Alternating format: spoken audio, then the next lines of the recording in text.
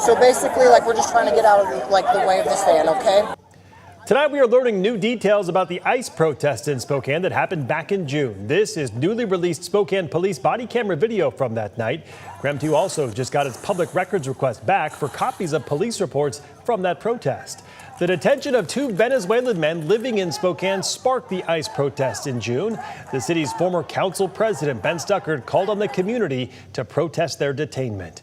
That gathering went late into the evening, and police ended up arresting 30 people on charges including assault and failure to disperse. KREM 2's Amanda Rowley spent today combing through the police documents. She shares now what she found. The public records we received from Spokane police include reports from 34 different officers who responded to the ICE protest. They detail the officers' account of the crowd's size and behavior, dispersal orders, and methods used to manage the protest. The protest started in the afternoon. By early that evening, reports say Spokane police officers descended on the gathering.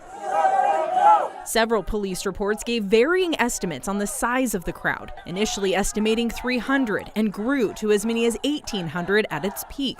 Police officers say they observed several protesters blocking vehicles and damaging tires of a van and bus. One officer wrote, at one point, the crowds swarmed police and ICE vehicles. They say protesters locked their arms around the vehicles while federal agents were still inside. Reports say police gave the crowd orders to disperse around 7:15 p.m. Police say they announced the orders again 5 or 6 more times and say nothing changed.